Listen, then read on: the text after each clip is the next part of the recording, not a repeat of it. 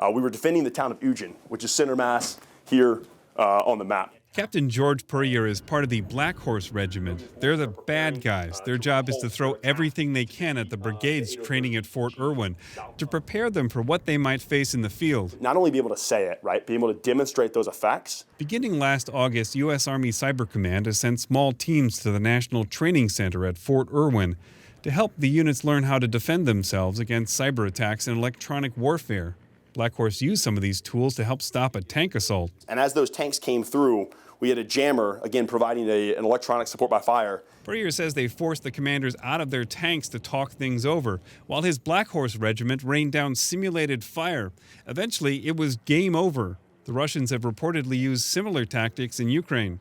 The U.S. often conducts cyber warfare from air-conditioned buildings in Virginia, far from the battle lines.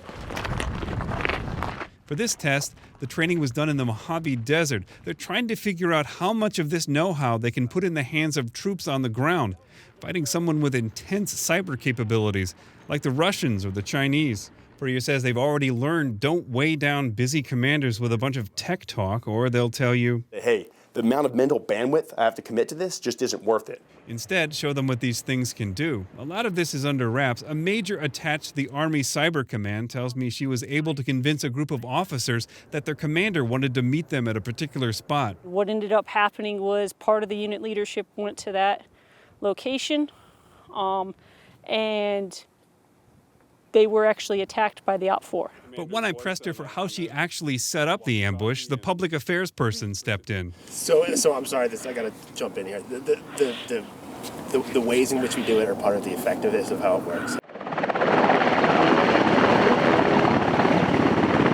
Fort Irwin's commander, Brigadier General Jeff Broadwater, knows how to make an entrance, arriving by Black Hawk on a mesa overlooking one of the training villages.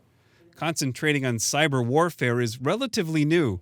The U.S. spent more than a decade fighting desert wars against opponents who didn't use these weapons. Until 2013, the National Training Center mainly readied units to deploy to Iraq and Afghanistan. You know, the next place that we go to fight, or that we need to be ready to fight, is we don't know where that's going to be. But we also know that it will probably have some lessons learned, or the enemy that we face will have developed some lessons that they've learned as we've been executing in Iraq and Afghanistan. From atop another windswept ridge overlooking yet another village, Brigadier General J.P. McGee illustrates the challenges of trying to explain this type of warfare.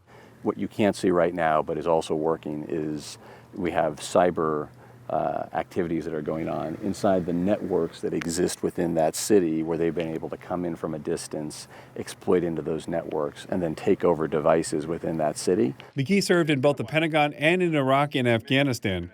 He took over as the operations commander for Army Cyber Command last year. He says these pilot programs are valuable. And every iteration of this gets better as we work through it. And so we have changed the construction of the teams, the size and composition of them. We've changed the equipment that we bring out here. Once the exercise is over at the end of the month, Army Cyber Command, which just published their first major update of the Army Field Manual for Cyber and Electronic Warfare, will have to decide whether this is the way they will fight, with teams of experts moving with troops along the front lines. Steve Walsh, KPBS News.